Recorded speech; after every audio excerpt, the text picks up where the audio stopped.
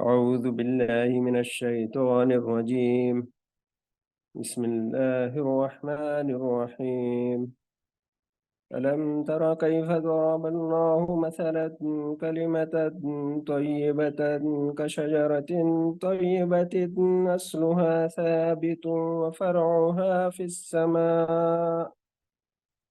وفرعها في السماء تؤتي أكلها كل حين بإذن ربها ويضرب الله الأمثال للناس لعلهم يتذكرون. ومثل كلمة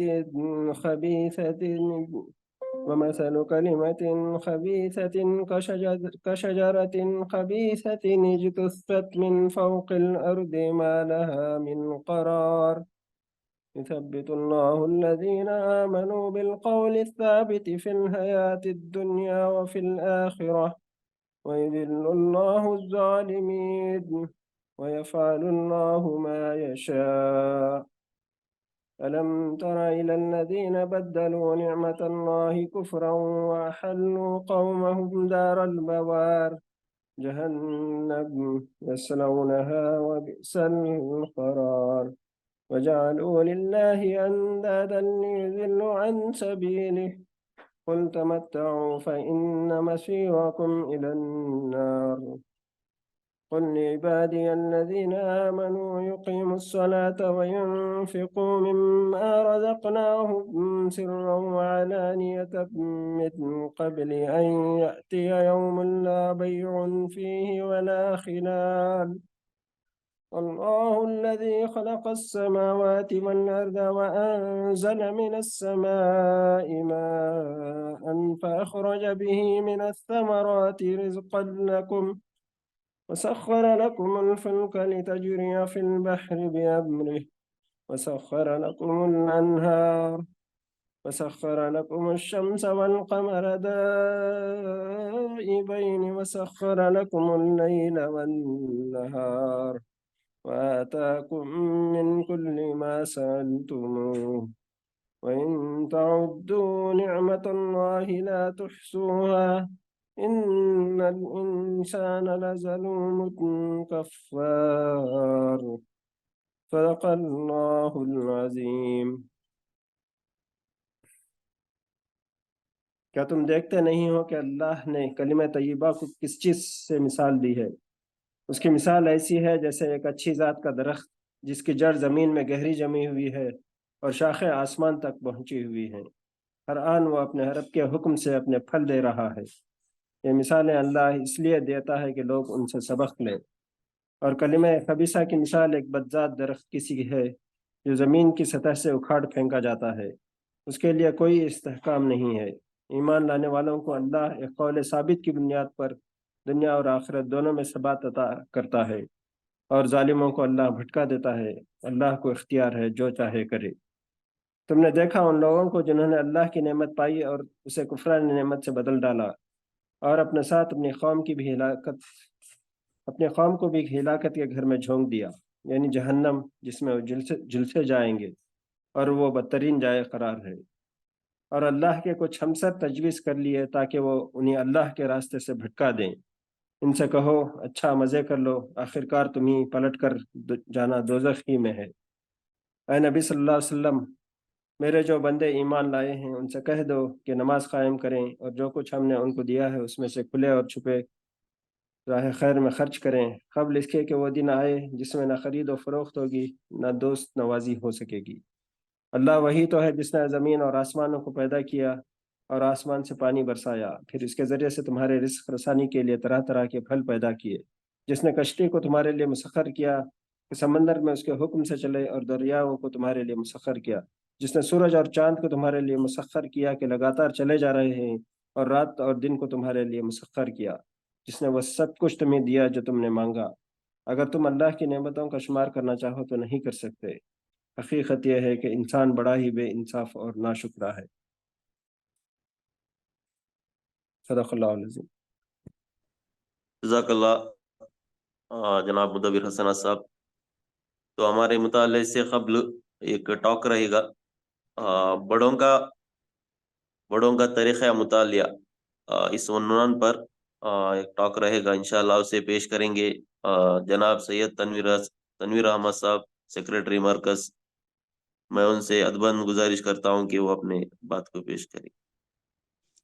اعوذ باللہ من الشیطان الرجیم، بسم اللہ الرحمن الرحیم، علم الانسان ما لم یعلم، صدق اللہ مولانا العظیم۔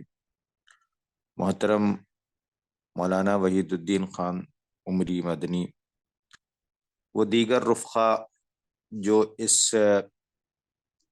اہم مطالعے کی نشست میں شریک ہے، اللہ تعالیٰ آپ کی ان کوششوں کو اور ہماری کوششوں کو قبول فرمائے۔ تنویر صاحب آپ کا ویڈیو اگر آن ہو جائے تو اچھا ہے۔ اچھا، میں ذرا سا جی جی گھر ٹھیک میں ہے، بیٹھا ہوں کمرے میں اپنے، دنیا سے ٹھیک نہیں ہے۔ ٹھیک ٹھیک ہے اچھا، جی۔ دوسرا پرابلم یہ ہے کہ اگر میں ویڈیو آن کر دیتا ہوں تو یہ بینڈ وڈتھ بہت کمزور ہو جاتی ہے، تو اچھا آواز ٹھیک ہے، برابر ٹھیک میرے ٹھیک اس ٹھیک ہے، سے چل تھوڑی دیر کے لیے تبرکن کھول سکتا ہوں۔ چلیے ٹھیک ہے۔ اچھا جی، بسم اللہ الرحمن الرحیم۔ بہتر ہے جی۔ تو بڑوں کا طریقہ مطالعہ، میں چند باتیں اس عنوان کے تحت عرض کرنا چاہوں گا۔ سب سے پہلے تو یہ ہے کہ مطالعے کا مقصد ہم طے کریں، مطالعہ کیوں کرتے ہیں، مطالعہ کیوں کیا جانا چاہیے۔ مطالعے کے مقاصد دنیا میں بہت ہے۔ نمبر 1، انفارمیشن حاصل کرنے کے لیے، جو سب سے بڑا آج کل مقصد ہو گیا ہے۔ دوسرا مقصد، آج ہم دیکھتے ہیں ڈگریاں حاصل کرنے کے لیے، سرٹیفکیٹس حاصل کرنے کے لیے۔ پھر تیسرا ایک مقصد ہے اپنے اندر اسکل پیدا کرنے کے لیے، ہنر پیدا کرنے کے لیے۔ اور چوتھا مقصد جو مشترکہ ہے، ہمارے مطالعے میں بھی ہونا چاہیے، اور آج دیگر لوگ جو مطالعہ کرتے ہیں، وہ ہوتا ہے تحقیق۔ تو یہ عمومی طور پر 4 مقاصد ہیں جو دنیا میں پائے جاتے ہیں۔ لیکن اس سے ہٹ کر جو مقصد ہے جس کے تحت ہمیں اور آپ کو مطالعہ کرنا چاہیے، اس میں نمبر 1، ہدایت حاصل کرنے کے لیے، آگہی حاصل کرنے کے لیے، اللہ سے قربت حاصل کرنے کے لیے، اور الٹیمیٹلی اللہ کے دین کو سمجھنے کے لیے۔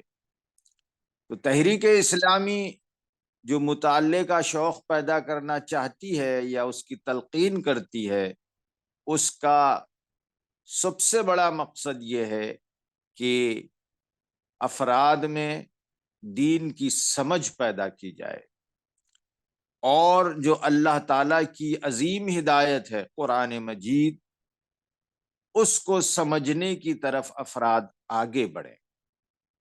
تو یہ پہلا مقصد ہے۔ دوسرا مقصد ہمارا تحریک اسلامی کا یہ ہے کہ ہم جب مطالعہ کرتے ہیں تو اللہ تعالیٰ نے قرآن مجید میں علم کے جو درجات بیان کیے ہیں، اس میں تعلیم کے بعد تربیت ہے۔ محض ذخیرہ علم حاصل کرنا ہمارا مقصد نہیں ہوتا، بلکہ اس کے ذریعے ہمارا تزکیہ مقصود ہوتا ہے۔ اگر ہمارا مطالعہ ہمارا تزکیہ نہیں کر رہا ہے تو ہم گویا پین ڈرائیو بن رہے ہیں، یا ہم اسمارٹ فون بن رہے ہیں۔ آپ کے اسمارٹ فون پین ڈرائیو میں معلومات ہوتی ہیں، اسی طرح ہم نے اپنے دماغ میں معلومات بٹھا لی ہیں۔ تو دوسرا مقصد تربیت کا حصول ہے۔ تو مطالعے کے آغاز سے پہلے یہ کلیئرٹی ہمارے ذہن میں ہونا چاہیے کہ میرا پہلا مقصد دین کا علم حاصل کرنا، اور وہ علم حاصل کرنا جس کے ذریعے مجھے قرآن مجید کو سمجھنے میں، اس پر غور و فکر کرنے میں، اس پر تدبر کرنے میں سہولت ہو سکے، اور دوسرا میری تربیت اور تزکیے کا سامان اس سے حاصل ہو۔ مطالعہ میں کر رہا ہوں لیکن تزکیہ میں نہیں کر پا رہا ہوں، تو اس کا مطلب یہ ہے کہ میرا مطالعہ فائدہ مند نہیں ہے۔ یہ دو مقاصد کو سامنے رکھتے ہوئے اب سوال یہ ہے کہ مطالعہ کیسے کیا جائے۔ تو پہلا مقصد تو یہ کہ دین کا عمومی فہم حاصل ہو، تو اس لیے بڑوں نے کہا کہ پہلے ہمیں وہ بنیادی کتابیں پڑھ لینا چاہیے جس کے ذریعے ہمیں دین کا بنیادی علم اور تصور حاصل ہو سکتا ہے۔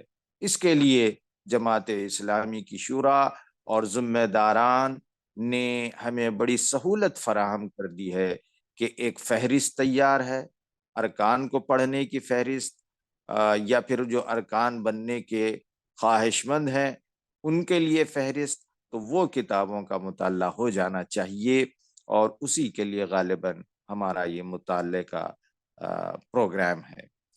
مطالعہ ان کتابوں کے بعد دوسرے مرحلے میں کہا گیا کہ ہم تخصص کی طرف آگے بڑھیں، ہم اپنے آپ کو کسی ایک شعبے میں اسپیشلائز کرنے کی کوشش کریں۔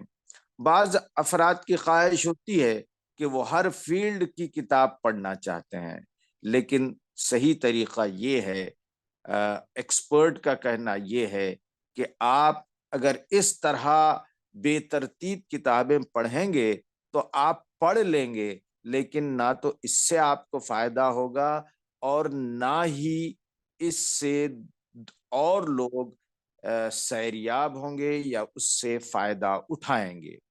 اس لیے کہ ایک اور بات میں یہاں عرض کر دیتا ہوں کہ مطالعے کے بعد آپ نے تزکیہ حاصل کیا، تزکیے کے بعد ضروری یہ ہے کہ آپ ایک نئے علم کو جنم دیں، کریٹ کریں علم کو۔ علامہ ابن تیمیہ نے فرمایا کہ علم وہ ہے جو ایک نئے علم کو جنم دیتا ہے۔ یہاں نئے علم کو جنم دینے کا مطلب بدعت نہیں ہے، بلکہ آپ ایک نئی فکر کو پیش کریں، ایک نئے فلسفے کو پیش کریں، ایک نئے ریسرچ کو پیش کریں، وہ دراصل علم ہے، یوں ہی پڑھ لینا علم نہیں ہے۔ تو یہ ایکسپرٹ کی نظر میں مطالعے کے بعد اس کے فائدے کا یہ گویا پیمانہ ہے۔ آئیے ہم اسپیشلائزیشن حاصل کرنے کے لیے پھر کیا کریں۔ اسپیشلائزیشن حاصل کرنے کے لیے آج کئی طریقے نکل چکے ہیں۔ سب سے پہلے تو یہ کہ ہم اپنا ایپٹیٹیوڈ ٹیسٹ کر لیں، ہم اپنے دلچسپی کو ناپیں، اور ہم اس سلسلے میں با علم افراد سے گفتگو کریں، ان سے رہنمائی طلب کریں۔ ایسا نہیں کہ ہم اپنے طور پر ہی کچھ ڈیسائیڈ کریں۔ آج علم اتنا فروغ پا چکا ہے کہ آپ ایسا بھی کر سکتے ہیں، لیکن زیادہ بہتر یہ ہے کہ ہم با علم افراد سے گفتگو کریں اور پھر اپنے لیے ایک شعبہ، اپنے لیے ایک مضمون، اپنے لیے ایک سبجیکٹ طے کریں۔ عام طور پر یہ بھی دیکھا جاتا ہے کہ بعض افراد ہر کتاب جو منظر عام پر آتی ہے اسے اٹھا لیتے ہیں اسے پڑھنا شروع کر دیتے ہیں۔ تو ایسا کرنا زیادہ مناسب نہیں ہے۔ مناسب یہ ہے کہ ہم ایک اسپیشلائزڈ اپنا شعبہ طے کریں اور پھر اس میں اپنے آپ کو تخصص کی لیول پر، اسپیشلائزڈ بننے کی سطح پر لے جانے کی پوری کوشش کریں۔ اس کے بعد مطالعے کے سلسلے میں یہ بات بھی آتی ہے کہ جب ہم مطالعہ کریں تو اوقات طے کریں، مطالعہ کریں تو پھر اس کی ترتیب طے کریں، پہلی کون سی کتاب پڑھی جائے، بعد میں کون سی کتاب پڑھی جائے۔ آج دنیا میں انفارمیشن کا ایک گاربیج ہے، اس گاربیج میں سے آپ کو کتابیں سلیکٹ کرنا ہے۔ اس لیے آپ کو رہنمائی کی ضرورت پڑتی ہے۔ آج انفارمیشن مطالعہ کتابوں کے ذریعے بھی کیا جاتا ہے، اور انفارمیشن مختلف میڈیا کے جو پروڈکٹ ہیں اس سے کیا جاتا ہے، اور آج مطالعے کے لیے ایک بڑا ذریعہ انٹرنیٹ بن چکا ہے۔ تو انٹرنیٹ پر کن ویب سائٹ سے مطالعہ کیا جائے، کن کتابوں کا مطالعہ کیا جائے، اس کے لیے رہنمائی اور اس کے لیے احتیاط ضروری ہے۔ اس کے بعد کہا گیا کہ آپ جب مطالعہ کرتے ہیں تو آپ اس کے نوٹس لیں۔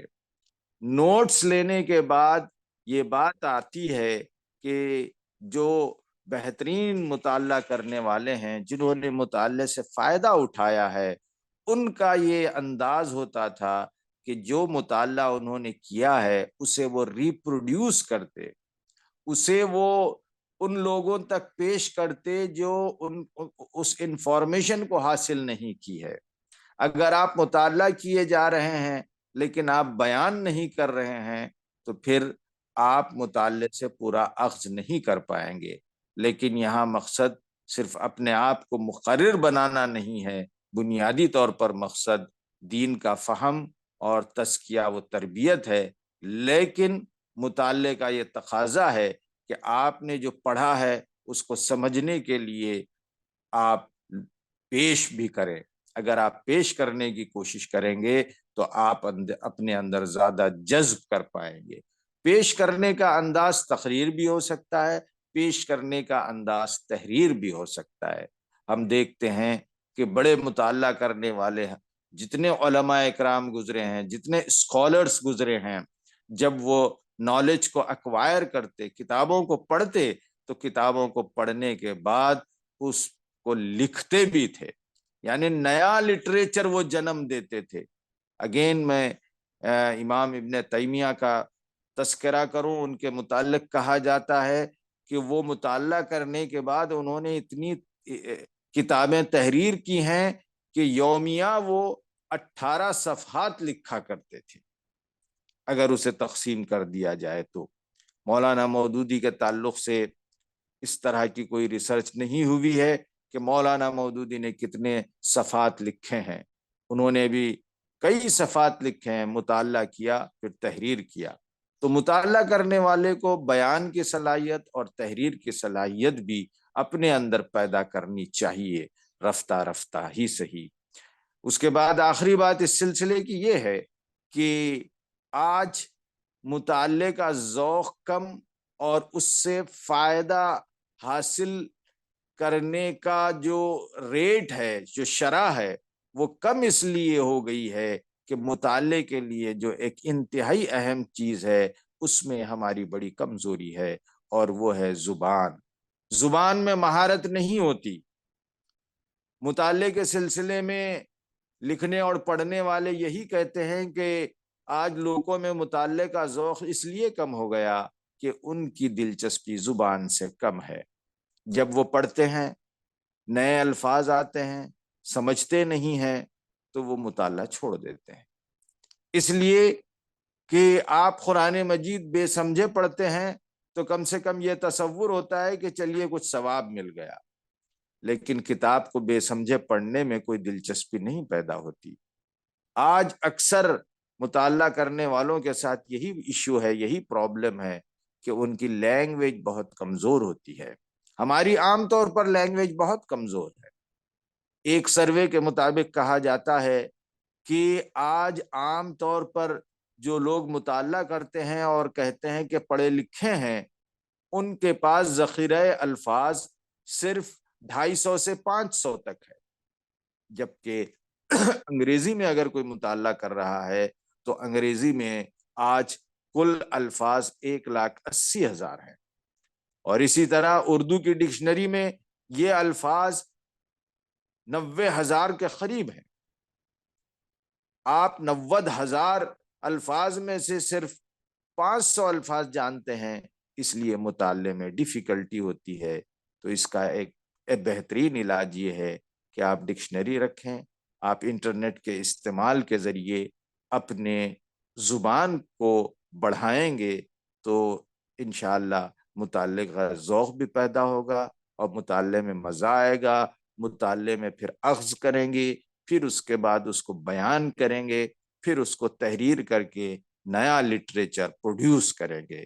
تو یہ چند باتیں تھیں مطالعے کے سلسلے میں جو بڑے لوگوں کی پریکٹسز رہی ہیں، اگر ہم انہیں اختیار کریں گے تو انشاءاللہ ہمارا مطالعہ بامقصد ہوگا اور ہم اپنے مطالعے کے ذریعے لوگوں کو بھی فیض یاب کریں گے اور ہم اپنی ذاتی اصلاح اور ذاتی شخصیت کی ارتقاء کا کام کریں گے۔ اللہ تعالی ہم میں مطالعے کا ذوق پیدا فرمائے اور ہمارے مطالعے کو قبول فرمائے۔ وآخر دعوانا ان الحمدللہ رب العالمین۔ جزاک اللہ جناب سید تنویر صاحب ہمارے سامنے بہت اہم بات پیش کرنے کے لیے۔ تو ہمارا جو مین ہے مطالعہ کلاس، اس کو ہم آگے بڑھائیں گے۔ تو انشاءاللہ ہمارا پہلا حاصل مطالعہ رہے گا، اسے پیش کریں گے جناب اظہر الدین میسور صاحب۔ ان کا ٹاپک ہے مختلف مثالیں اور توحید۔ تو ان کا وقت رہے گا 10 منٹ۔ میں ان سے ادباً گزارش کرتا ہوں کہ وہ اپنا جو ٹاپک ہے وہ پیش کرے۔ جناب اظہر الدین صاحب۔ السلام علیکم۔ وعلیکم السلام۔ جی آ رہی ہے آپ کی آواز۔ نحمدہ ونصلی علی رسولہ الکریم وعلی آلہ وصحبہ اجمعین الی یوم الدین، اما بعد، رب اشرح لی صدری ویسر لی امری واحلل عقدۃ من لسانی یفقہوا قولی۔ سبحانک لا علم لنا الا ما علمتنا انک انت الحلیم الحکیم۔ محترم ذمہ داران جماعت اور عزیز راہ کے ساتھیوں، مرد و خواتین، السلام علیکم ورحمۃ اللہ وبرکاتہ۔ جیسا کہ آپ جانتے ہیں، ہم اس آن لائن سیشن سے جڑے ہوئے ہیں جس میں ایک کتاب اسلامی نظام زندگی اور اس کے بنیادی تصورات، اس کا حاصل مطالعہ اور اس پر غور و فکر کرنا، سمجھنا، اس کی کوشش پر ہم جب یہاں جڑے ہوئے ہیں۔ تو میرا جو عنوان ہے وہ اس کتاب کا باب دوم ہے۔ اس سے پہلے کہ میں اپنا مدعا بیان کروں، اس کتاب کے بارے میں چند باتیں میں آپ کے سامنے رکھنا چاہتا ہوں جو ہمارے لیے بہت ہی ضروری ہیں۔ اس کتاب میں بلکہ اسلامی تحریک لٹریچر میں بہت ساری کتابیں شائع ہوئے ہیں، لٹریچر ہمارا بھرا پڑا ہوا ہے، لیکن کچھ عرصوں سے اس بات کی کمی محسوس ہو رہی تھی کہ ایک کتاب ایسی بنائی یا لکھی جائے جس میں اسلامی نظام زندگی کے اہم پہلوؤں کو ایک جگہ بیان کیا جائے، یعنی جس کتاب کو پڑھ کر ایک عام آدمی بھی جو ہے اسلام کے بنیادی تعلیمات کو سمجھ کر، پڑھ کر اس پر مطمئن ہو جائے۔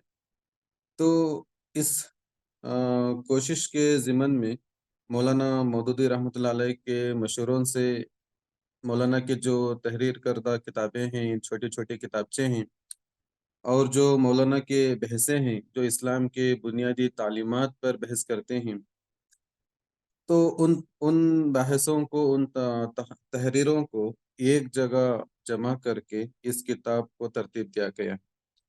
تو مولانا مودودی کے جو کوشش رہی ہے اسلام کو عام لوگوں تک پہنچانے کے لیے، تو آپ کے کتابوں کو پڑھ کر ایک عام مسلمان بھی جو ہے اسلام کے تعلیمات کے بارے میں مطمئن ہو جاتا ہے۔ تو چلیے ہم دیکھتے ہیں، میری جو ذمہ داری ہے، جو 45 پیج نمبر سے لے کر 53 تک ہم کوشش کریں گے کہ اس کتاب میں مولانا نے ہمارے لیے کیا بتانے کی کوشش کر رہے ہیں۔ یہ جو باب دوم ہے، اس میں جو چھوٹی کتابچے ہے سلامی کا راستہ، اس کتاب کو لیا گیا ہے۔ اس میں مولانا مودودی رحمۃ اللہ علیہ نے اللہ تعالیٰ توحید کو ایک عقلی دلائل دے کر یہ سمجھانے کی کوشش کی گئی ہے کہ یہ جو دنیا ہمارے سامنے، کائنات جو ہمارے سامنے موجود ہے، اس کا بنانے والا ہے، اور صرف بنانے والا ہی نہیں بلکہ اس کو بنانے والا صرف ایک ہی ہے۔ تو ان دو باتوں پر اس پر زیادہ زور دیا گیا ہے۔ تو چلیے ہم شروع کرتے ہیں۔ تو اس میں اس کتاب، اس عنوان کی شروعات ہوتی ہے سوالوں سے، یعنی مولانا مودودی رحمۃ اللہ علیہ سب سے سوال کرتے ہیں کہ اگر کوئی شخص آپ سے آ کر کہہ دے کہ पहली मिसाल जो मौलाना ने यहाँ बताई वो बाजार की है कि अगर कोई आपसे या हमसे आकर बताएं कि ये बाजार जो हमारे सामने है वो ऐसे ही शुरू हो गई, इसको शुरू करने वाला कोई नहीं है, खरीदो फरोख्त अपने आप हो रही है, यहाँ पे माल जो जमा हो रहा है वो अपने आप आ रहा है और वो अपने आप ही असेंबल हो रही है, फिर वहाँ से फरोख्त हो रहा है। तो ये जो सिस्टम है पूरा बाजार का वो अपने आप चल रही है, उसको चलाने वाला कोई नहीं है। तो क्या एक जो कम अकल रखने वाला इंसान भी जो है इस बात को तस्लीम करेगा? फिर बाजार की मिसाल देने के बाद कारखाने की मिसाल दी गई कि कारखाने में जो मशीन्स इंस्टॉल किए जाते हैं तो वो पुर्जे उसके जो है अपने आप आकर लग गए, मशीनें अपने आप आकर फिट हो गई, तो अपने आप वो चलने लगी और उसमें जो चीज़ें आउटपुट जो प्रोड्यूस होती हैं, मैन्युफैक्चर होती हैं, वो अपने आप चल रही है, मशीनें अपने आप चल रही हैं, उसको कोई कंट्रोल करने वाला नहीं है। तो क्या आप इस बात को तस्लीम करेंगे? तो बाजार और कारखाने की मिसाल देने के बाद मौलाना ने बल्ब जो हमारे सामने सिलकता है, बुझता है हमारे स्विच के ऑन करने पर, उसकी मिसाल दी कि लाइट जो है अपने आप जल रही है बल्ब, और जो कुर्सी और जो कपड़े हम पहनते हैं और जो घर हम रहते हैं, इतने बड़ी बड़ी बिल्डिंगें जो हमारे सामने खड़ी हुई हैं, अगर दुनिया के बड़े बड़े तमाम फलसफे या फिर साइंटिस्ट आकर भी अगर हमें बताएं कि ये सारी चीज़ें अपने आप बन गई हैं, इनका कोई बनाने वाला नहीं है, ये बस अपने आप ही चल रही हैं, इसका कोई देखभाल करने वाला नहीं है, कंट्रोल करने वाला नहीं है, तो हम इसको हरगिज़ तस्लीम नहीं करेंगे और हमारी अक़ल भी इस बात को तस्लीम नहीं करेगी। चाहे वो कोई भी आकर कह दे, पूरी दुनिया वाले भी अगर आकर कह दें, तो हम उस बात को नहीं मानेंगे। तो फिर ये छोटी मिसालें देने के बाद मौलाना सबसे सवाल करते हैं कि ये सब जो काम हमारे सामने चल रही है, जो बड़ा जो वर्किंग्स हमारे सामने हैं, जो स्ट्रक्चर हमारे सामने हैं, इस पर गौर करने के बाद क्या आप इस बात को तस्लीम करेंगे कि ये सारी चीज़ें ऐसे ही बन गई, इसको किसी ने नहीं बनाया है, बस सारे काम अपने आप चलते जा रहे हैं और जो इससे आउटपुट निकल रहा है उसका कोई कंट्रोल करने वाला नहीं है, और जो दुकान जो खरीद फरोख्त होते हैं और जो कारखाना जो जहाँ मशीन्स वर्क करते हैं, तो क्या ये ऐसे ही चलते हैं? तो जब हमारी अकल इस छोटे से दुकान या कारखाने को जब तस्लीम नहीं करती कि बिना कोई कंट्रोल किए वो चल रही हैं, तो क्या ये ज़मीन और आसमान जिसमें सूरज, चाँद, पहाड़, समंदर ये सारी चीज़ें हैं, तो क्या ये सब अपने आप चल रही हैं? और जो इस दुनिया में बारिश का सिस्टम है, यानी जो पानी वेपर होकर एवापोरेट होता है, फिर वहाँ वाटर ड्रॉपलेट्स के शक्ल में वो इख्तियार करते हैं, फिर वो भाप ठंड होकर वो पानी में तब्दील होता है, फिर वो बारिश की शक्ल में, पानी की शक्ल में वो नीचे आता है, और हवाएं जो बादल को एक कोने से दुनिया के दूसरे कोने तक ले जाती हैं उड़ाकर। तो क्या ये सारा सिस्टम जो है अपने आप हो रहा है? तो मौलाना मौदूदी हम सब से सवाल कर हमें ये सोचने पर मजबूर कर रहे हैं कि क्या ये दुनिया ऐसे ही बन गई, इसे बनाने वाला कोई नहीं है? और बारिश होने के बाद जो ये ज़मीन मुर्दा पड़ी हुई थी, उसमें जो जो जान पैदा होती है, उसके ज़रिए से जो पेड़ पौधे उगते हैं, उसके ज़रिए से जो सब्जियां लोगों को खाने के लिए मिलते हैं, ग़िज़ा फराहम होती है सारे जानवरों को, जानदार यहाँ दुनिया के जानदार चीज़ों को, और जिसमें रंग बिरंगे फूल पैदा होते हैं, तो ये क्या ये सारी चीज़ें सिर्फ ऐसे ही बन गई? तो मौलाना मौदूदी हम सबसे सवाल कर कर ये सोचने पर मजबूर कर रहे हैं कि क्या इन सब का बनाने वाला कोई नहीं होगा? तो फिर सवाल करने के बाद मौलाना मौदूदी फिर से इंसान की बनावट की तरफ हमारा रुझान लेकर जा रहे हैं कि इंसान की बनावट पर थोड़ा गौर कीजिए कि ये जो फैक्ट्री है, इंसान जहाँ पैदा होते हैं एक माँ की पेट की थैली में, तो इस छोटी सी फैक्ट्री में सैकड़ों लोग जो है पैदा हो रहे हैं, और हमें ये बात पता है कि ये जितने भी लोग हम شروع دنیا سے لے کر آخرت تک پیدا ہو رہے ہیں، ان سب کے فنگر پرنٹس بھی الگ۔ تو ایک ہی فیکٹری سے پیدا ہونے والے اتنے لوگ بالکل ایک دوسرے سے جدا ہیں۔ یہ تو دوسرے ماں کے پیٹ میں پیدا ہوتے ہیں، یہ اتنی بڑی بات نہیں ہوگی، لیکن ایک ماں کے پیٹ میں پیدا ہونے والے دو بھائی بھی جو ہیں، دو جڑوا بھی اگر پیدا ہوں تو اس میں بھی بہت سارے ڈفرینسز ہمیں دیکھنے کو ملتے ہیں۔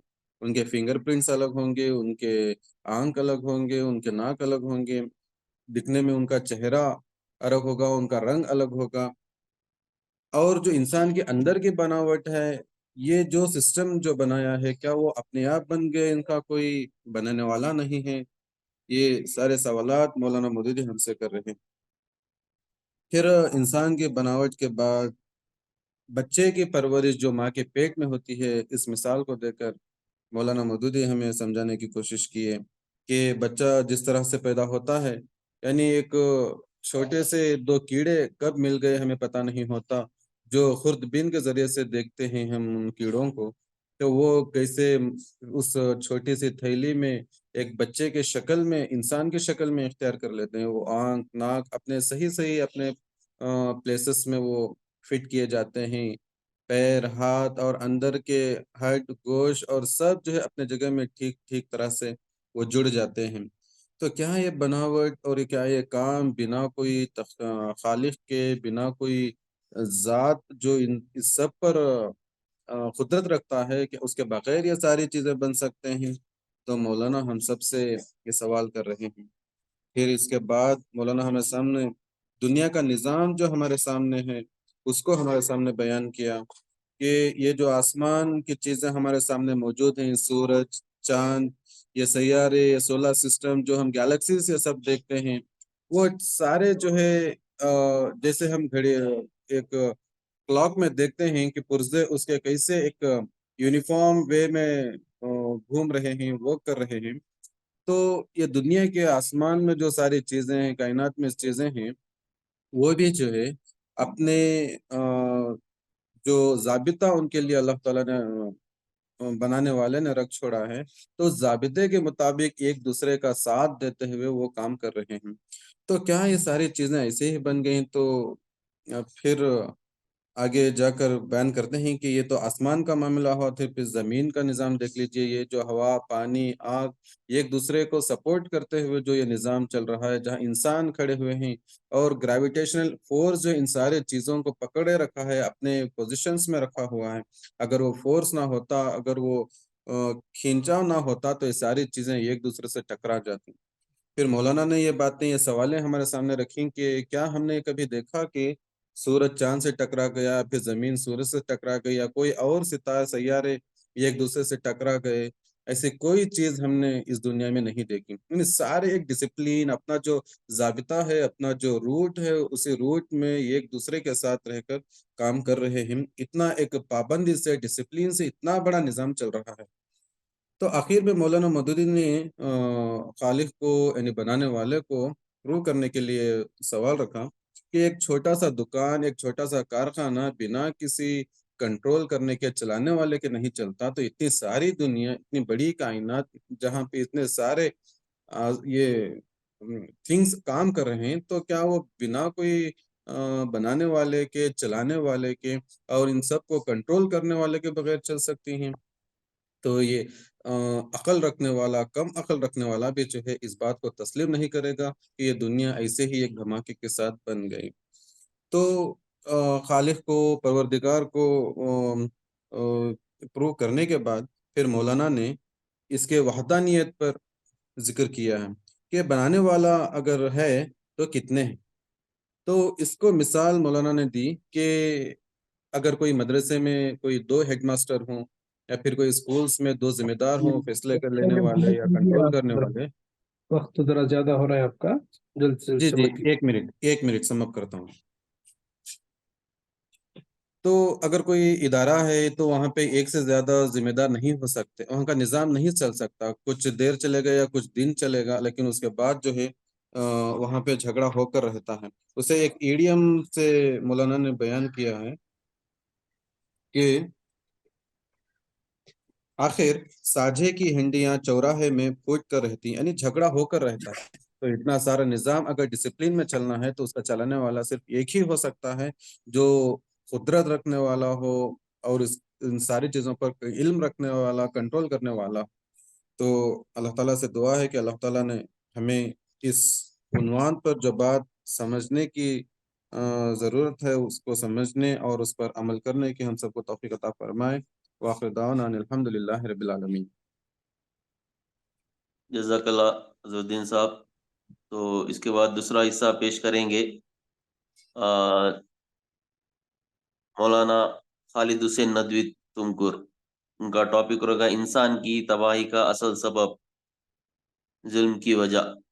तो मैं इनसे अज़बन गुजारिश करता हूँ कि अपने इस मुताले को पेश करें। मौलाना खालिद हुसैन नदवी साहब। अस्सलाम वालेकुम रहमतुल्लाहि व बरकातुहू। वालेकुम सलाम। जी मौलाना, आ रही है आवाज़। अल्हम्दुलिल्लाहि रब्बिल आलमीन वस्सलातु वस्सलामु अला सय्यिदिल मुरसलीन।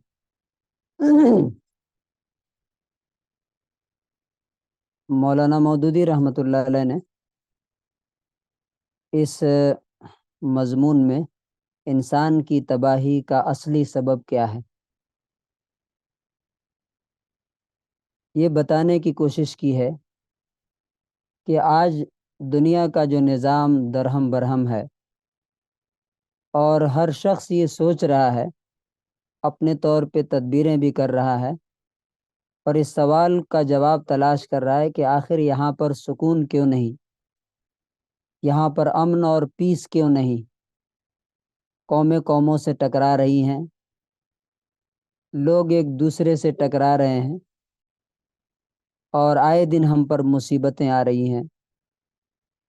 लाखों इंसान लड़ाइयों में बर्बाद हो रहे हैं, करोड़ों और अरबों के कारोबार गारत हो रहे हैं, बस्तियों की बस्तियां उजड़ रही हैं, ताकतवर कमज़ोरों को खाए जाते हैं, मालदार गरीबों को लूट लेते हैं, हुकूमत में जुल्म है, अदालत में बेइंसाफ़ी है, दौलत में बदमस्ती है, इक़्तिदार में गुरूर है, दोस्ती में बेवफाई है, अमानत में ख़यानत है, अखलाक में रास्ती नहीं है। इंसान पर से इंसान का एतमाद उठ गया है, मज़हब के जामे में लामज़हबी हो रही है, आदम के बच्चे लातादाद ग्रुपों में बटे हुए हैं, हर ग्रोह एक दूसरे को दगा, जुल्म, बेईमानी हर मुमकिन तरीके से नुकसान पहुंचा रहा है। तो अब सवाल ये है कि ये सारी चीज़ें क्यों हो रही हैं। तो मौलाना ने उसका एक सिंपल सा सादा सा जवाब दिया है और वो ये कि इंसान ने अपनी ज़िंदगी को हकीकत और वाक़े के ख़िलाफ़ बना रखा है, इसलिए ये सारी चीज़ें उसके साथ हो रही है।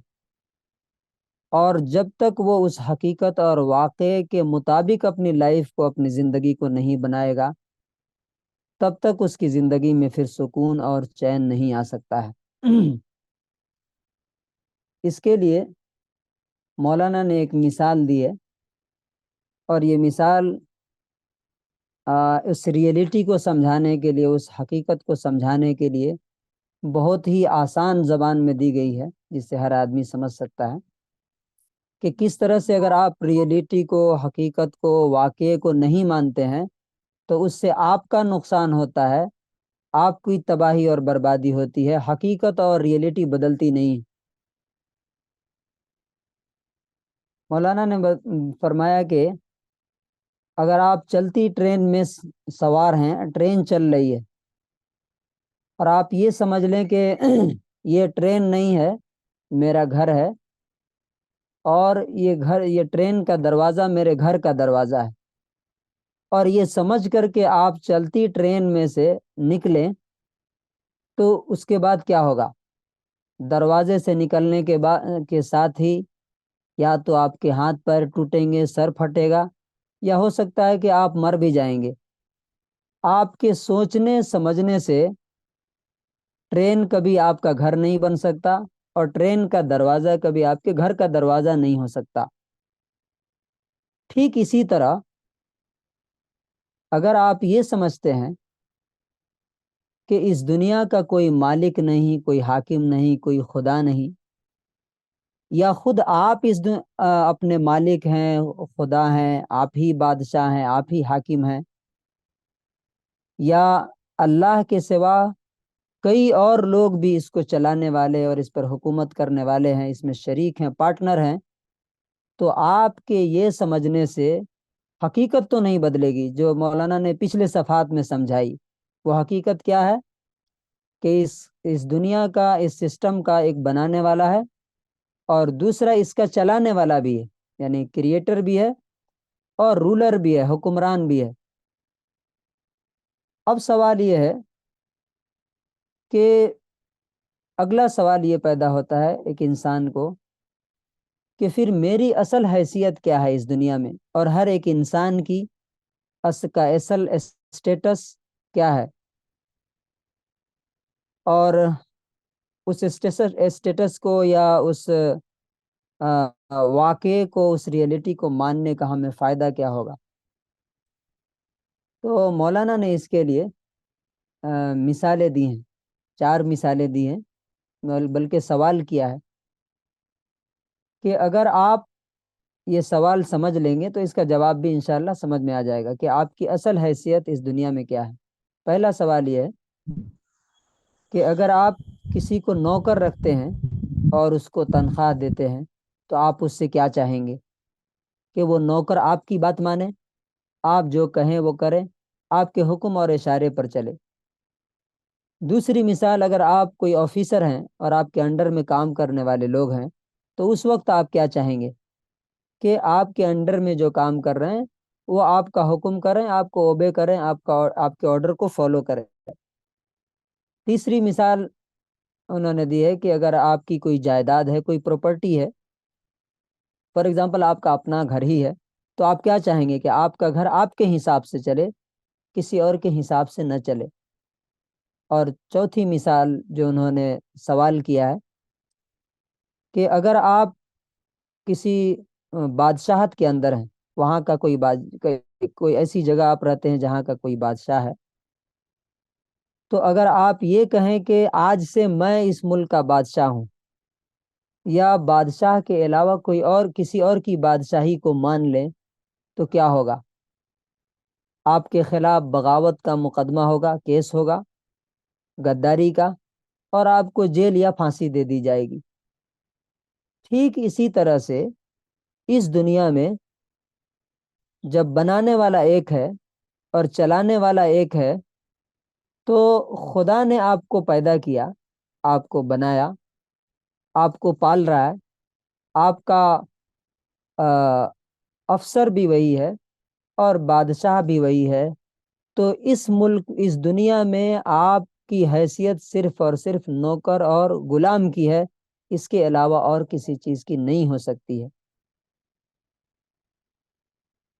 نہ آپ کو یہ حق ہے اور نہ کسی ادارے کو، کسی انسٹیٹیوشن کو، کسی پارلیمنٹ کو، کسی کونسل کو، کسی جماعت کو، کسی گروپ کو یہ حق نہیں پہنچتا کہ وہ کوئی قانون بنائے اور آپ سے کہے کہ آپ اسے فالو کریں، یا آپ کو یہ حق نہیں پہنچتا کہ خدا کی دنیا میں رہتے ہوئے آپ خود سے کوئی راستہ چن لے کہ جیسے بولتے ہیں نا کہ مائی لائف مائی چوائس، کہ میری زندگی میری مرضی کے مطابق چلے گی، میری خواہش کے مطابق چلے گی۔ تو یہ دونوں صورتوں میں آپ اللہ کے نزدیک باغی قرار پائیں گے، یعنی یا تو آپ خود سے اپنے آپ کو مالک بنا لیں، یا کسی اور کو اللہ کو چھوڑ کر کے اگر مالک اور رب اور خدا اور ایشور بنا لیتے ہیں، تو دونوں صورتوں میں آپ پر سیم کیس چلے گا۔ جو کسی بادشاہت میں رہتے ہوئے اپنی بادشاہی کا اعلان کرنے پر یا کسی اور کو بادشاہ ماننے پر آپ کے خلاف جو کیس چلے گا، وہی یہاں بھی چلے گا۔ اور اس کا رزلٹ کیا ہوگا، انجام کیا ہوگا؟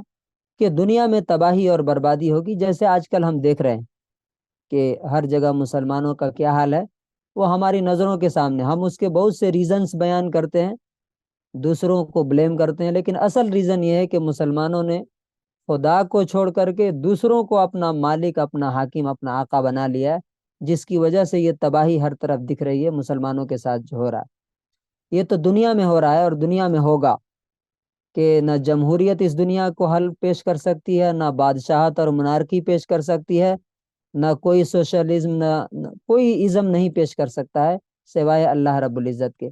آخرت میں کیا ہوگا؟ آپ چاہے اللہ رب العزت کی بادشاہت، اس کی حکومت اتنی مضبوط، اتنی پختہ ہے کہ پانی پر، ہوا پر، ہر چیز اس کی نوکر اور غلام ہے، جس طرح سے ہم آپ اس کے غلام ہیں۔ تو آپ اگر مر کے چاہے مٹی میں مل جائیں، یا مر کر کے پانی میں بہہ جائیں، یا مچھلیاں آپ کو کھا جائیں، یا آپ پانی میں مل کر کے بہہ جائیں، اللہ تبارک و تعالیٰ جس دن آرڈر کرے گا اس دن یہ سارے نوکر اس کے آپ کو پکڑ کر کے، چاہے وہ پانی ہو، ہوا ہو، آگ ہو، سمندر ہو، سارے کے سارے خدا کے نوکر ہیں، آپ بھی ایک نوکر ہیں، آپ کو پکڑ کر کے اللہ تعالیٰ کے سامنے لائیں گے، اور اللہ تعالیٰ اس دن پوچھے گا، سوال کرے گا کہ تم میری حکومت میں رہتے ہوئے، میری غلامی میں رہتے ہوئے تم نے دوسروں کی حکومت کیوں مانی، یا خود اپنی حکومت کا، اپنی آقائی کا، اپنی بادشاہی کا اعلان کیوں کیا، تم نے بھی بغاوت کیوں کی؟ مولانا کہتے ہیں اس وقت آپ بتائیے آپ کے سمیٹ ساتھ لیجیے۔ جی جی وقت ہو رہا ہے، سمیٹ لیجیے۔ جی جی کہ آپ کے ساتھ کون سا وکیل ہوگا جو اللہ تبارک و تعالیٰ سے آپ کو بچا پائے گا؟ تو کنکلوژن اور خلاصہ یہ ہے کہ دنیا جو ہے خدا کی ہے، اور اس میں ہم ایک نوکر اور غلام کی حیثیت سے ہیں۔ ہماری بھلائی اور امن اور چین اور سکون اسی میں ہے کہ اس کی نوکری اور غلامی قبول کر کے اپنی زندگی اس کے حساب سے گزاریں گے، تو انشاءاللہ وہی چین، امن اور سکون دوبارہ آئے گا جو نبی صلی اللہ علیہ وسلم اور صحابہ کے زمانے میں تھا۔ اللہ تعالی ہمیں اس کی توفیق نصیب فرمائے۔ وآخر دعوانا۔ جزاک اللہ خالد مولانا۔ تو اس کے بعد اور ایک ٹاپک پیش کریں گے ڈاکٹر محمد ثناء اللہ شریف صاحب، آر ٹی نگر، بنگلور۔ تو ان کا عنوان ہوگا بے انصافی کیوں ہے، امن کس طرح قائم ہوتا ہے۔ تو میں ان کو ادباً گزارش کرتا ہوں کہ اپنا عنوان پیش کریں۔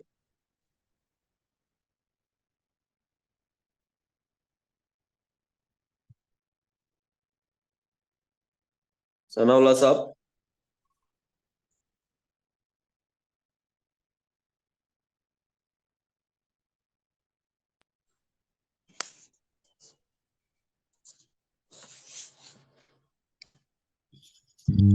السلام علیکم ورحمۃ اللہ وبرکاتہ۔ جناب جی ویڈیو بیان کر لیجیے آپ کا۔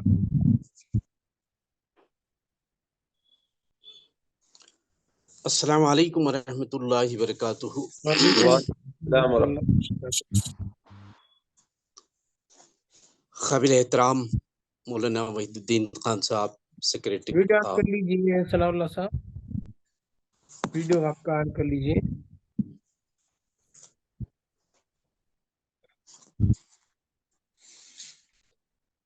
نہیں آ رہا، نہیں آ رہا ہے کیا؟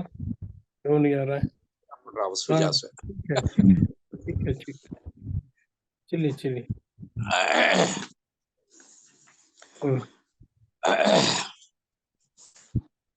نہیں مولانا ٹھیک نہیں آ رہا ہو۔ چلیے ٹھیک ہے، چلیے کوئی بات نہیں، مسئلہ نہیں۔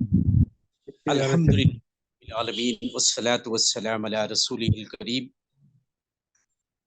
وآلہ واصحابہ اجمعین۔ قال اللہ تعالی فی القرآن المجید والفرقان الحمید، اعوذ باللہ من الشیطان الرجیم، بسم اللہ الرحمن الرحیم۔ الرحمن علم القرآن خلق الانسان علمہ البیان، صدق اللہ العلی العظیم۔ قابل احترام مولانا وحید الدین خان صاحب، سیکریٹری حلقہ، اور واجب الاحترام سامعین، سامعات،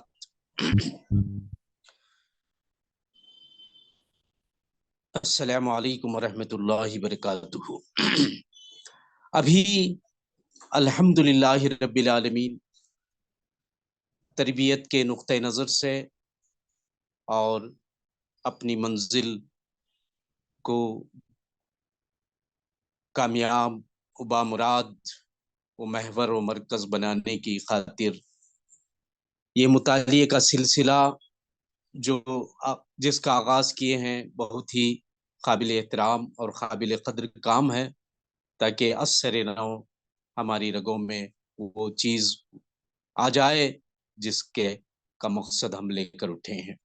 بہرحال ابھی جس کتاب کا مطالعہ کیا جا رہا تھا اس میں ابھی تک ہم نے دیکھا کہ اس سلطنت میں ہماری کیا حیثیت ہے، ہم خالق و مالک کی مرضی پر چلیں، اس کا لب لباب ہم نے دیکھا، ہم اس کے نوکر ہیں، اس کے ماتحت ہیں، اس کی مرضی کے مطابق چلیں ورنہ منہ کی کھائیں گے۔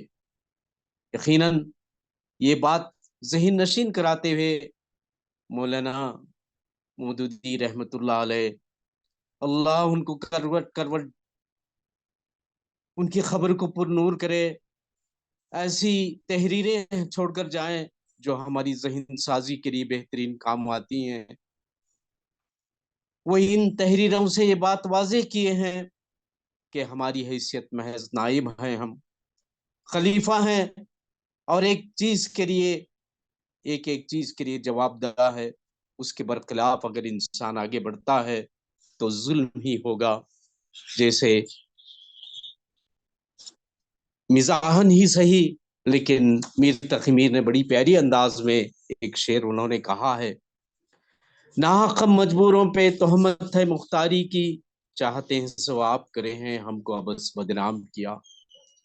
بہرحال اللہ تبارک و تعالیٰ کے قانون میں ہم لوگ سب اس سے واقف ہیں کہ ہم صرف غلام ہیں، جوابدہ ہیں، اس کی مرضی کے مطابق چلیں، ہم اس کے نوکر ہیں، اس کے ماتحت ہیں، ورنہ اگر اس کے برخلاف اگر ہم نے کچھ کام کیا تو ظلم ہی ظلم ہوگا، ہر طرف فساد ہوگا، شر ہوگا، بگاڑ ہوگا، تو کائنات میں ظلم آخر کیوں؟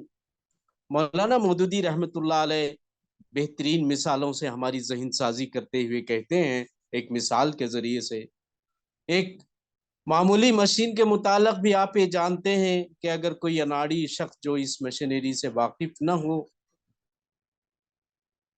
اسے چلائے گا تو بگاڑ دے گا۔ ذرا سی ناواقف آدمی سے یہ ایک موٹر چلوا کر دیکھ لیجیے، ابھی آپ کو معلوم ہو جائے گا کہ اس حماقت کا کیا انجام ہوتا ہے۔ اب لوہے کی ایک مشین کا جب یہ حال ہوگا، صحیح علم کے بغیر اس کو استعمال نہیں کیا جا سکتا، جس کی نفسیات انتہا درجے کی پیچیدگی ہیں، جس کے نتیجے میں بے شمار پہلو ہیں، اس کو لاکھوں گتیاں اور پیچ در پیچ مسائل کو وہ سمجھنا ضروری ہے۔ اگر یہ نہیں سمجھتا تو ایسی حالت ایک مشین کی ہے تو دنیا میں اللہ تبارک و تعالیٰ کے قانون کو جاری و ساری نافذ کرنے کے بجائے اگر ہم خود حکمران، قانون ساز، قانون بنانے والے بیٹھ جائیں تو بہرحال جس طریقے سے اس گاڑی کا انجام ہوگا اسی طریقے سے اس پوری کائنات میں بگاڑ پھیل جائے گا۔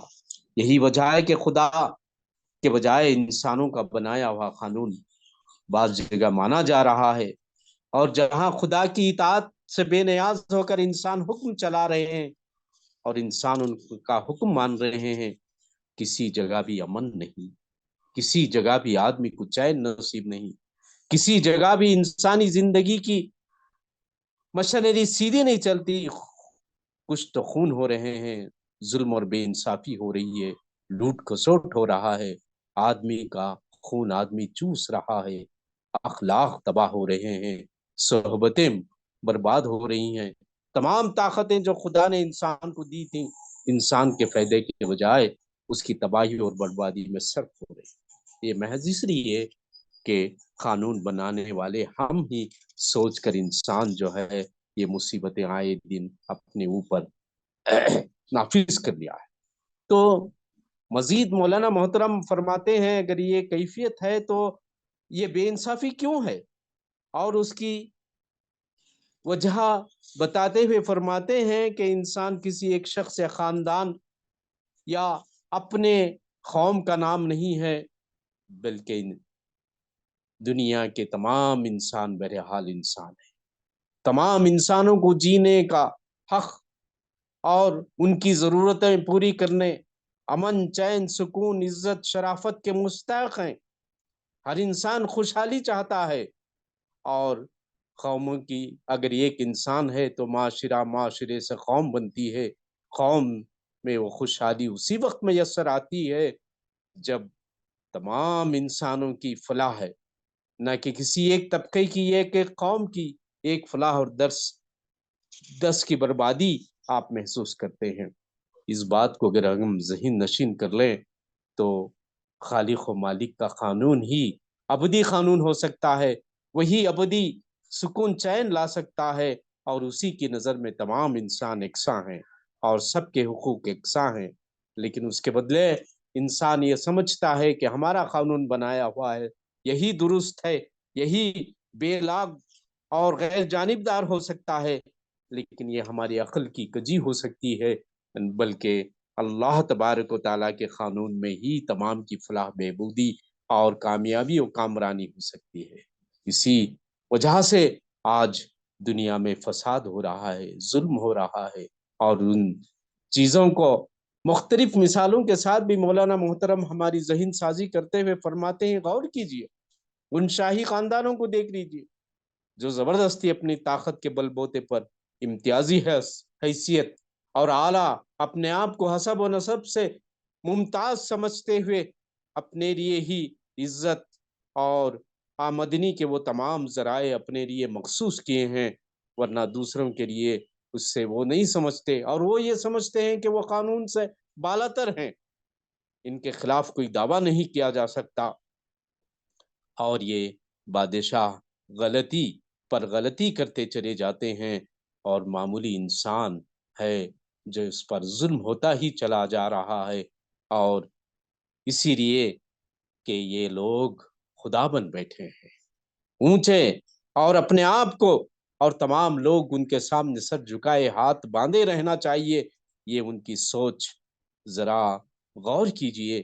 اس طریقے سے اگر انسان بھی یہ سمجھ رہے ہیں کہ وہی لوگ ہیں جس طریقے سے دنیا میں ہم نے دیکھا، اور ہمارے اپنے ملک عزیز میں جو سسٹم ہے، کاسٹ سسٹم ہے، اور حسب و نسب اور اپنے امتیازات کو جس انداز سے اپنے علم ہو، تجارت ہو، اپنی اجارہ داری سمجھ کر دوسروں سے کو وہ اس کا حقدار نہیں سمجھتے، جس کی وجہ سے تفریق ہوتے چلی جا رہی ہے، اور انسان یہ محسوس کر رہا ہے کہ بعض لوگ یہ سواریاں، یہ رعایا کا پیسہ اور یہ سب کچھ ہمارے اپنے محلے میں ہونا چاہیے، یہ تفریح باغیں اور جو کمانے کے جو ذریعے ہیں، کیا یہ انصاف کے ذریعے سے ہم حاصل کر سکتے ہیں؟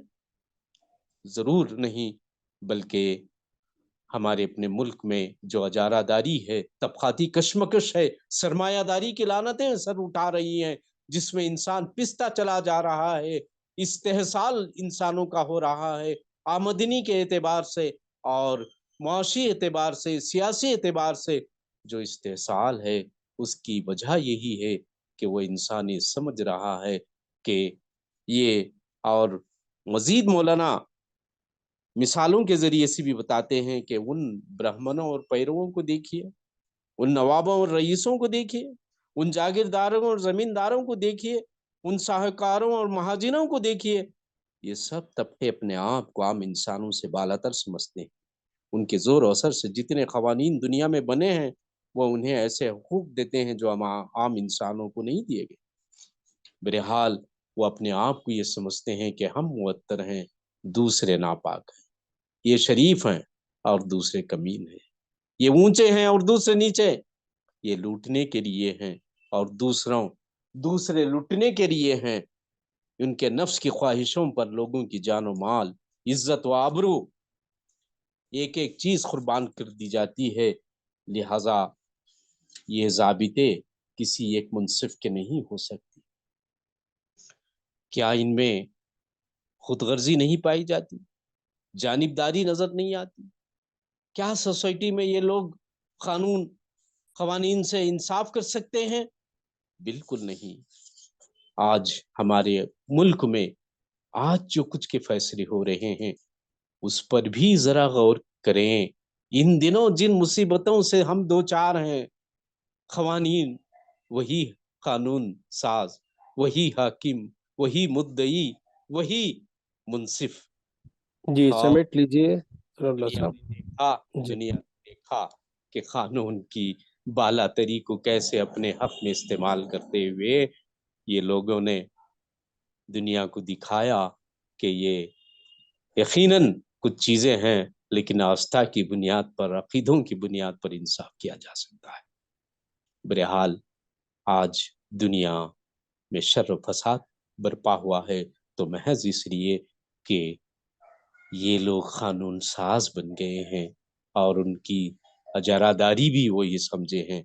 بہرحال ان حاکم قوموں کو دیکھیے جو اپنی طاقت کے بل بوتے پر مولانا بڑے آسن انداز میں، دل میں اتر جانے والی انداز میں باتیں کہتے ہوئے ہمارے ذہن سازی کر رہے ہیں کہ یقیناً کمزوروں کو، محتاجوں کو اور ادنا درجے کے لوگوں کو اور تمام حاکموں کو ایک ہی صف میں کھڑے ہو جانے کی بات، شیر اور بکری ایک گھاٹ پر لانے کی بات اگر ہو سکتی ہے تو اللہ تبارک و تعالیٰ کے قانون کے موافق ہو سکتا ہے. بہرحال یہ چند مثالوں اور ان باتوں کے ذریعے سے اللہ تبارک و تعالیٰ ہم کو مزید پڑھنے اور سمجھنے، اس پر عمل کرنے کی توفیق عطا فرمائے تاکہ دنیا میں امن، چین، سکون نصیب ہو جائے. وما توفیق الا باللہ، واقع دعوانا الحمدللہ رب العالمین. جزاک اللہ، جزاک اللہ مولانا شریف صاحب. تو اس کے بعد 10 منٹ کا تبادلہ خیال رہے گا. جو بھی شرکا جو سوال کرنا چاہے یا اپنا تو کر سکتے ہیں، ہینڈ ریز کر سکتے ہیں یا تو چیٹ باکس میں اپنا میسج بھی ڈال سکتے ہیں. جی جی بولیے جاوید گڈیا صاحب. السلام علیکم. وعلیکم السلام. جی مولانا خالد حسین ندوی صاحب کے متعلق سے ایک جملہ، جی چلتی دن سے میرا گھر سمجھ کر آپ دروازے سے باہر پاؤں رکھیں گے، تو اس جی جملے کی وضاحت چاہتا ہوں مولانا. ہاں بھائی دیکھیے، مولانا نے یہ بات رکھی ہے کہ یہ جو خلفشار ہے، انتشار ہے، وہ اس وجہ سے ہے کہ انسان نے زندگی کی حقیقت اور واقع کے خلاف اپنی پوری زندگی بنا رکھی ہے. تو کیسے بنا رکھی ہے اس کو مثال سے مولانا نے سمجھایا ہے.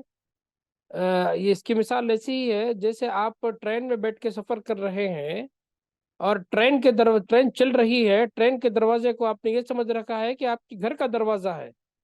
آپ کے گھر کے دروازے میں سے آپ نکلیں گے تو آپ صحن میں جائیں گے، اور ظاہر بات ہے ٹرین کے دروازے کو اگر آپ گھر کا دروازہ سمجھ کر چلتی ٹرین میں آپ باہر نکلیں گے تو کیا حال ہوگا، کیا حشر ہوگا آپ کا؟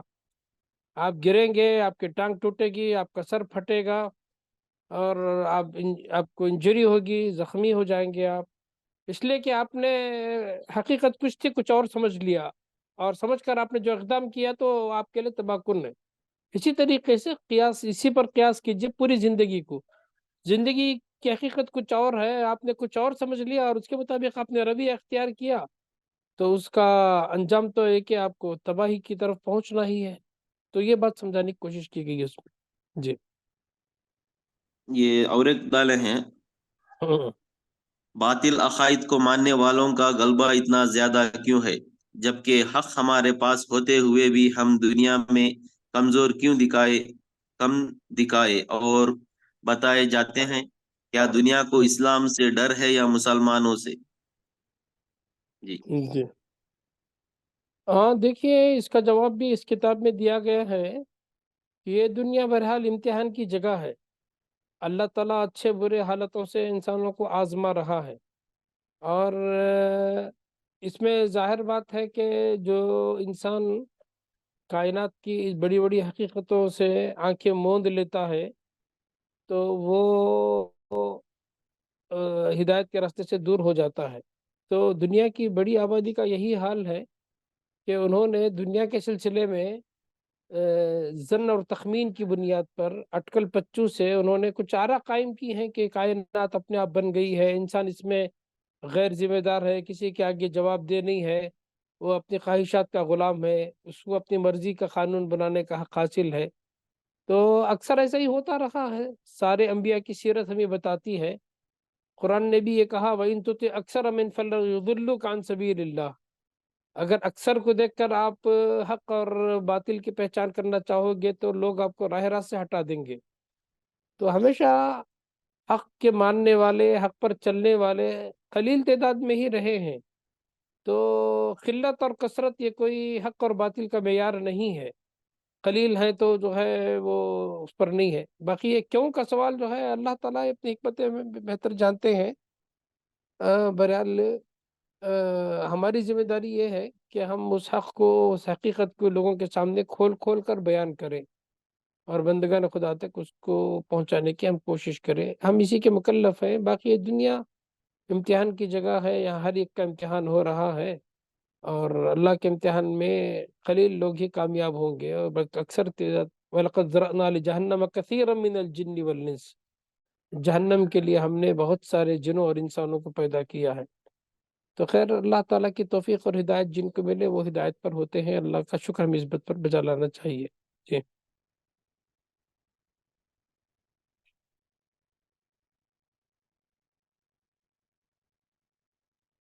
جی ابھی کسی کا تو سوال نہیں ہے، ہینڈ رائز نہیں ہے، آگے بڑھیں گے مولانا. جی جی آگے بڑھیے. ہاں جی جی. تو انشاءاللہ اس کے بعد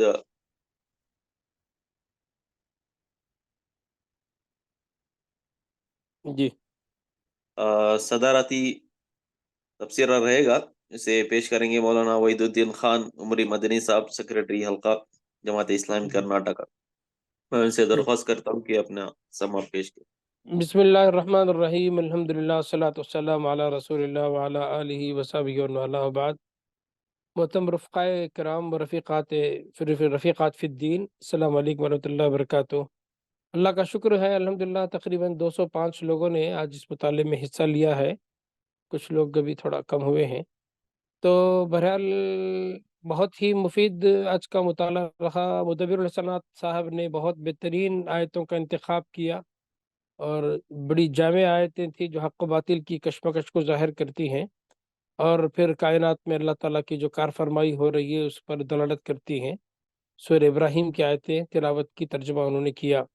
پھر محترم جناب سید تنویر احمد صاحب نے جو مرکز کے شعبہ تعلیم کے سیکریٹری ہیں، تنویر احمد صاحب کا بڑوں کا طریق مطالعے پر شاندار جو ہے ماشاءاللہ آؤٹ پٹ انہوں نے ہمارے سامنے رکھا ہے. مطالعے کا مقصد بیان کیا کہ انفارمیشن حاصل کرنے کے لیے، ڈگری حاصل کرنے کے لیے، اسکل پیدا کرنے کے لیے اور تحقیق کے لیے لوگ کرتے ہیں، لیکن تحریک اسلامی کے مطالعے کا مقصد یہ ہونا چاہیے کہ اس سے ہدایت حاصل ہو، آگاہی حاصل ہو، اللہ کا قرب حاصل ہو، اور افراد میں دین کی سمجھ بوجھ پیدا ہو، اور سب سے بڑھ کر یہ کہ خود انسان کا اندرون بدلے، اس کا اپنا تزکیہ ہو اور اس کی اپنی تربیت ہو. تو یہ اگر چیز حاصل نہ ہو، تزکیہ اور تربیت، خدا سے قرب حاصل نہ ہو، دین کا فہم اور سمجھ بوجھ حاصل نہ ہو، تو پھر یہ اس مطالعے کی کوئی اہمیت نہیں ہے. اسمارٹ فون جو انفارمیشن سے بھرا ہوتا ہے، پین ڈرائیو جو انفارمیشن سے بھرا ہوتا ہے، انسان کی دماغ کی بھی وہی حیثیت ہو جائے گی. تو مطالعہ کیسے کیے جائے اس سلسلے میں بھی انہوں نے ماشاءاللہ رہنمائی کی کہ اس کے لیے اصحاب علم سے مشورہ کرنا چاہیے، اور پھر اوقات کو طے کرنا چاہیے، ترتیب طے کرنا چاہیے مطالعے کی، اور کتاب کا انتخاب کرنا چاہیے، اور پھر یہ کہ مختلف ذرائع اختیار کرنا چاہیے. انٹرنیٹ بھی ایک بڑا اہم ذریعہ ہو سکتا ہے، البتہ اس سلسلے میں صحیح رہنمائی کی اور احتیاط کی ضرورت ہے، ورنہ انٹرنیٹ میں غص و سمین سب ہے، اچھا برا سب کچھ ہے. اب اس میں صحیح چیز حاصل کریں، مفید چیز حاصل کریں، مضر چیز سے بچیں. تو اس کے لیے رہنمائی کی ضرورت ہوتی ہے. تو جو لوگ جانتے ہیں ان سے آپ معلوم کریں. مطالعے کے لیے یہ بھی بتایا کہ نوٹس تیار کرنا چاہیے، پھر جو ہے مطالعے کے بعد اس کو حاصل مطالعہ پیش کریں لوگوں کے سامنے، تو آپ کے علم میں بھی اس سے اضافہ ہوتا ہے. بڑے لوگ ہمیشہ مطالعہ کرتے تو پھر اس کے بعد وہ تقریر و تحریر کے ذریعے اس علم کو پھیلاتے جو کچھ انہوں نے مطالعہ کیا ہے. تو بہرحال ہم کو اس سلسلے میں، اور ایک اہم بات جو تنویر صاحب نے کہی، زبان کی مہارت. زبان اگر آپ کے لیے مشکل ہو رہی ہے کوئی چیز پڑھنے میں، تو زبان میں مہارت پیدا کرنے کے لیے آپ خاص محنت کریں، تو پھر انشاءاللہ آپ بہتر مطالعہ کر سکتے ہیں. اس کے بعد ہمارے 3 مؤقر अरकान जमात ने माशाल्लाह हासिल मुताला पेश किया। अजहरुद्दीन साहब ने 45 सफ़ा नंबर 45 से 52 तक का मुताला हासिल मुताला उन्होंने पेश किया। उसमें तौहीद को अक़ली दलाइल से किस तरह से मौलाना ने साबित किया है और मिसालें देकर कि उसके बनाने और चलाने वाला एक ही है। उसमें बाजार की, कारखाने की और दीगर मिसालें देकर, ज़मीन, नबातात, इंसान की तख्लीक वगैरह की मिसालें देकर ये बताया कि एक साने और कारीगर के वजूद के बगैर ये छोटा छोटा निज़ाम नहीं चल सकता है। तो आसमान और ज़मीन का इतना पूरा बड़ा निज़ाम कितना मुत्तहिद और मुताविन और मुत्तहिद चल रहा है।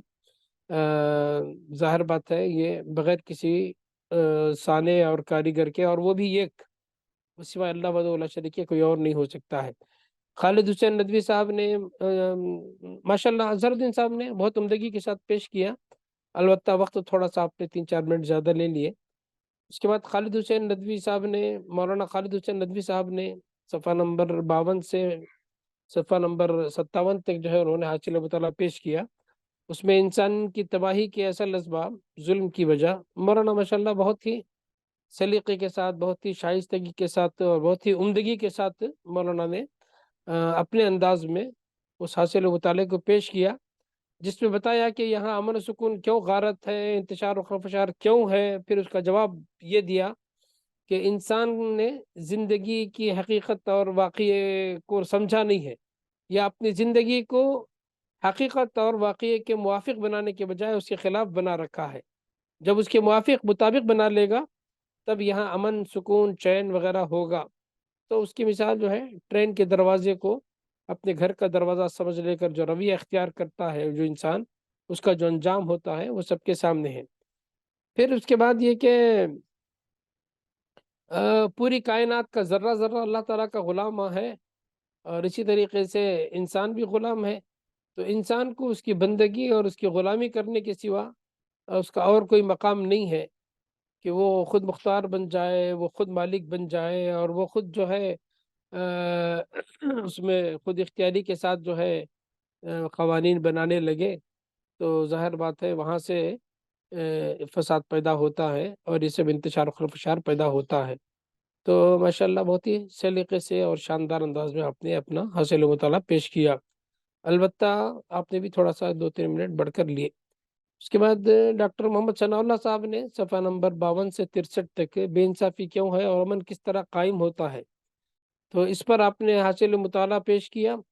और अलबत्ता इसमें अच्छी डॉक्टर साहब का ख़ास अंदाज़ है इफ़हाम व तफ़हीम का, वो अंदाज़ माशाल्लाह बहुत मौसर भी होता है और तकरीर के लिए और बात को समझाने के लिए, इफ़हाम व तफ़हीम के लिए वो अंदाज़ सही है आपका।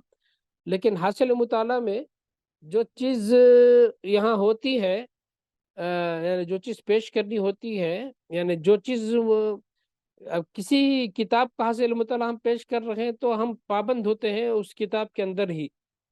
तो उसमें तमहीद की ज़रूरत नहीं होती है, उसमें इधर-उधर से हवालों को देने की और तक़वियत पहुँचाने की ज़रूरत नहीं होती है। ये बात आप तकरीर में कर सकते हैं। आप तकरीर में कोई चीज़ पेश कर रहे हैं तो वहाँ कर सकते हैं। अलबत्ता हासिल मुताला पेश करते हुए आप के लिए हुदूद होते हैं, तो उसी चीज़ को पेश करना चाहिए जो किसी मुसन्निफ़ ने अपनी किताब में ज़िक्र की है। तो अलबत्ता डॉक्टर साहब ने बड़ी हद तक उसकी कोशिश की। अलबत्ता चूँकि एहसास बहुत ज़्यादा उभर कर था आपके अंदर, तो इसलिए आपने उसको मौजूदा हालात पर भी उसका इंतबाह किया। बहरहाल नॉट बैड, लेकिन ये मुताले के हासिल मुताले के उसूल के मुनाफ़ी है, लेकिन मुफ़ीद तो बहरहाल ज़रूर रही बातें आपकी। अभी मैं बहुत ही इख्तिसार के साथ जो है कुछ निकात पेश कर देता हूँ ताकि पूरी तरीके से इस्तेज़ार आपके सामने हो जाए। देखिए ये सलामती का रास्ता कपूरथला स्टेट जो था, इस वक्त जो मौजूदा पंजाब है, उसमें मौलाना मौदूदी रहमतुल्लाह अलैह ने ये खिताब किया। उस खिताब में जो है हिंदू, सिख और मुसलमान सब शामिल थे, आपके मुखातब थे। तो वहाँ आपने जो है वो एक दावती खिताब था आपका, बिरादरान वतन के लिए भी था, बिरादरान मिल्लत के लिए भी था। तो इसमें सलामती के रास्ते के उन्वान से एक किताबचा शाया हुआ है और जो इस किताब में शामिल किया गया इस्लामी निज़ाम ज़िंदगी और उसके बुनियादी तसव्वुरात में। تو مختلف توحید کے اس بات کے لیے مولانا نے مثالیں دی ہیں۔ نمبر 1، کوئی دکان، کوئی کارخانہ، کوئی مکان بغیر مالک، انجینئر اور مستری کے نہ خود بخود قائم ہو سکتا ہے اور نہ خود بخود چل سکتا ہے۔ نمبر 2، جس طرح بلب جس طرح بلب، کرسی، کپڑے، مکان بغیر کسی بنانے والے کے از خود نہیں بن جاتے، تو زمین و آسمان کا زبردست کارخانہ بغیر چلانے والے کے کیوں کر چل سکتا ہے۔ نمبر 3، انسان کی حیرت انگیز تخلیق بغیر کسی کاریگر کی حکمت کے وجود میں آخر کیسے آ سکتی ہے؟ کچھ لوہا، کچھ کوئلہ، کچھ گندک، کچھ فاسفور، کچھ کیلشیم، کچھ نمک، کچھ گیسیں اور ایسی ہی چند بے جان چیزوں سے دیکھتا، سنتا، بولتا، چلتا، پھرتا اور حیرت انگیز ایجادات کرنے والا انسان اپنے آپ سے کیسے وجود میں آ سکتا ہے؟ یہ سوالات مولانا نے اٹھائے ہیں۔ ماں کے پیٹ کی چھوٹی سی فیکٹری میں اتنی جداگانہ قوتوں، قابلیتوں، صلاحیتوں، کمالات اور اخلاق اور اوصاف کا حامل انسان اپنے آپ کیسے وجود میں آ سکتا ہے؟ یہ صرف اور صرف ایک حکیم، دانا، طاقتور، عظیم ہستی خدا کی قدرت اور اس کی صناعی کا شاہکار ہے۔ پھر کائنات کی بنیادی حقیقتیں ہمیں توحید کا سبق دیتی ہیں۔ توحید کے سلسلے میں بتایا کہ کائنات کی مسلمہ حقیقتیں ہیں، یہ وہ حقیقتیں ہیں جو ہمیں ذرا غور و فکر کریں تو یہ خود توحید کا ہم کو سبق دیتی ہیں۔ نمبر 1، دنیا کا کوئی چھوٹا یا بڑا کام ایک با اختیار، با اقتدار ذمہ دار کے بغیر کبھی باقاعدگی اور باضابطگی سے کے ساتھ نہیں چل سکتا۔ جہاں ایک ہی کام کو ایک سے زائد آدمیوں پر چھوڑا جا رہا ہے یا چھوڑ دیا جائے، وہاں سخت بد انتظامی ہوتی ہے۔ تو یہ زبردست پھیلی ہوئی کائنات، یہ گردش کرتے کروڑوں سیارے، یہ رات دن کا نظام لاکھوں سال سے پوری باقاعدگی کے ساتھ بغیر کسی با اختیار و با اقتدار منتظم اور مدبر کے آخر کیسے چل سکتا ہے اور بغیر خلل کے کیسے رواں دواں ہو سکتا ہے؟ تو یہ آسمان کا نظام ہے۔ تو کائنات کی ہر چیز وفی کل شیء لہ آیۃ تدل علی انہ واحد، یہ بتا رہی ہے، ہر چیز میں ایک نشانی ہے جو بتا رہی ہے کہ اس کا چلانے والا، کاریگر اور صانع حکیم وہ ایک ہی ذات ہے، وہ اللہ تعالیٰ کی ذات ہے۔ اب زمین اور اپنی ذات پر آپ نظر ڈالیں۔ مٹی کی گیند پر زندگی کا یہ سارا کھیل چند بندھے ہوئے ضابطوں کی بدولت قائم ہے۔ ایک سیکنڈ کے لیے بھی اگر وہ اپنی گرفت چھوڑ دے تو سارا کارخانہ بکھر جائے۔ اس پر پانی، روشنی، گرمی، سردی، مٹی، پتھر، دھاتیں، بجلی، اسٹیم، درخت، جانور سب اپنی حد کے اندر ایک ضابطے کے پابند بن کر اور ایک دوسرے کے ساتھ مل کر کام کر رہے ہیں۔ تو زمین کا یہ سارا نظام چل رہا ہے۔ کروڑوں سال سے یہ کائنات یوں ہی قائم چلی آ رہی ہے، اس میں کوئی خلل نہیں، کوئی فساد نہیں۔ کیوں؟ دل گواہی دیتا ہے کیونکہ ایک ہی خدا ساری کائنات کا بادشاہ ہے، ایک ہی فرما رواں سب پر حکومت کر رہا ہے۔ اگر 10-20 نہیں بلکہ 2 خدا بھی اس کائنات کے مالک ہوتے تو یہ انتظام اس باقاعدگی کے ساتھ کبھی نہ چل سکتا تھا۔ قرآن میں اللہ تعالیٰ نے یہ اصل ترجمانی مولانا نے قرآن کے اس جو اصول قرآن نے پیش کیا ہے اسی بنیاد پر مولانا نے باتیں کہی ہیں۔ قرآن میں کہا لو کان فیہما آلہۃ الا اللہ لفسدتا، اگر کائنات میں چند خدا ہوتے اللہ کے سوا تو کائنات کا پورا نظام درہم برہم ہو جاتا۔ انسان کی تباہی کا اصل سبب تو مولانا نے بتایا کہ انسان دنیا سے الگ نہیں بلکہ اسی کا ایک جز ہے۔ اس نے اپنی زندگی کو حقیقت اور واقعے کے خلاف بنا دیا ہے، اس لیے یہاں کا سکون غارت ہے۔ فتنے ہیں، فساد ہے، لڑائی جھگڑے ہیں، ظلم و زیادتی ہے، بے انصافی ہے، بے ایمانی ہے، بے شمار خرابیاں ہیں۔ جب تک وہ پھر سے اپنی زندگی کو حقیقت کے مطابق نہیں بنائے گا تب تک اسے امن، چین، سکون نصیب نہیں ہو سکتا۔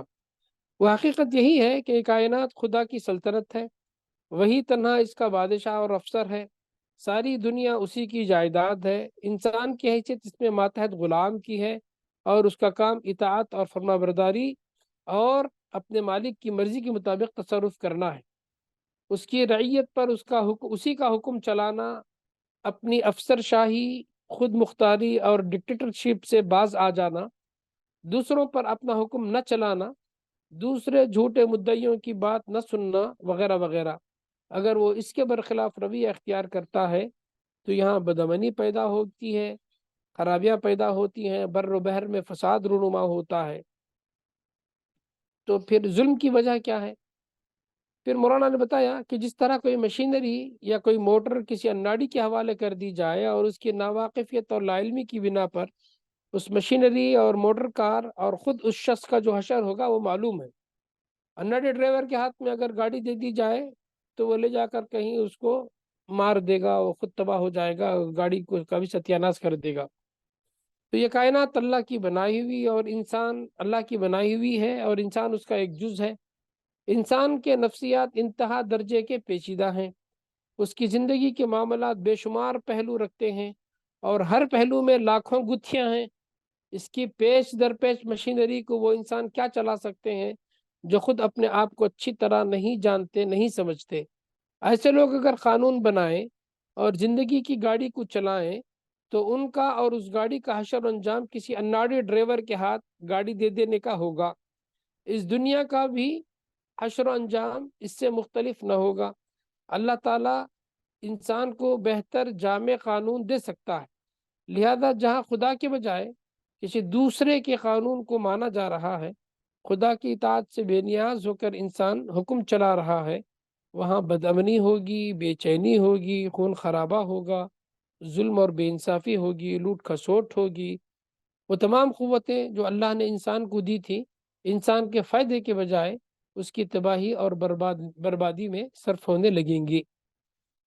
تو بے انصافی کیوں ہے؟ تو مولانا نے اس سلسلے میں کہا کہ انسان کسی ایک شخص، خاندان، قوم کا نام نہیں ہے، بلکہ دنیا کے تمام انسان بہرحال انسان ہیں. تمام کو جینے کا حق ہے، سب بنیادی حقوق، امن، انصاف، عزت اور شرافت کے مستحق ہے. انسان کے لیے قانون وہ بنائے جس کی نظر میں تمام انسان یکساں ہو اور وہ بے غرض ہو، حکم دینے میں جہالت کی وجہ سے غلطی نہ کرے، وہ کسی کا طرفدار نہ ہو، کسی کی طرف مائل اور دوسروں سے منحرف نہ ہو، وہ انسانی کمزوریوں سے بالاتر ہو. ایسی ہستی اگر کوئی ہو سکتی ہے تو وہ صرف خدا کی ہستی ہو سکتی ہے. اسی کے قانون کے مطابق تمام قوموں، طبقوں اور گروہوں کو ان کے جائز حقوق پہنچ سکتے ہیں. اس کے برعکس شاہی خاندانوں کو ہم دیکھیں جنہوں نے اپنی طاقت کے بل بوتے پر زبردستی امتیازی حیثیت حاصل کر لی ہے اپنے لیے، وہ عزت، ٹھاٹ، آمدنی، حقوق اور اختیارات اپنے لیے مخصوص کر رکھے ہیں، وہ قانون سے بالاتر ہیں، وہ رعایا کا پیسہ اچھے اور برے ہر طریقے سے لوٹتے ہیں اور اپنے محلوں، اپنے محلوں، سواریوں، عیش و عشرت پر لٹاتے ہیں. اسی طرح آپ دیکھ لیں برہمنوں، پیروں، نوابوں، رئیسوں، جاگیرداروں، زمینداروں، سہوکاروں اور مہاجروں کو دیکھیں کہ وہ کس طرح اپنے آپ کو کس طرح انہوں نے اپنے آپ کو عام انسانوں سے بالاتر سمجھ رکھا ہے. ان کے زور سے جو قوانین بنے وہ انہی ایسے حقوق دیتے ہیں جو تمام انسانوں کو نہیں دیے گئے ہیں، اور اپنے بارے میں ان کا تصور یہ ہے کہ وہ پاک ہیں اور دوسرے ناپاک ہیں، وہ شریف ہیں دوسرے کمین ہیں، یہ اونچے ہیں دوسرے نیچے ہیں، یہ لوٹنے کے لیے ہیں اور دوسرے لٹنے کے لیے ہیں، یہ لوٹنے کے لیے ہیں دوسرے لٹ جانے کے لیے ہیں. ان کی نفس کی خواہشوں پر لوگوں کی جان، مال، عزت، آبرو، ہر ایک چیز قربان کر دی جاتی ہے. الغرض دنیا میں جہاں بھی انسان نے قانون بنایا وہاں بے انصافی ضرور ہوتی ہے. الغرض دنیا میں جہاں بھی انسان نے قانون بنایا وہاں بے انصافی ضرور ہوئی. اس کا علاج کیا ہے؟ ہم انسانی قوانین کو چھوڑ کر اس خدا کے قانون کو سب تسلیم کر لیں جس کی نگاہ میں سب انسان برابر ہے. اگر کسی کو کوئی امتیاز حاصل ہے تو صرف اخلاق، اعمال اور اوصاف، میرٹ کی بنیاد پر حاصل ہے، نہ کہ نسل یا طبقہ یا قومیت کی بنیاد پر.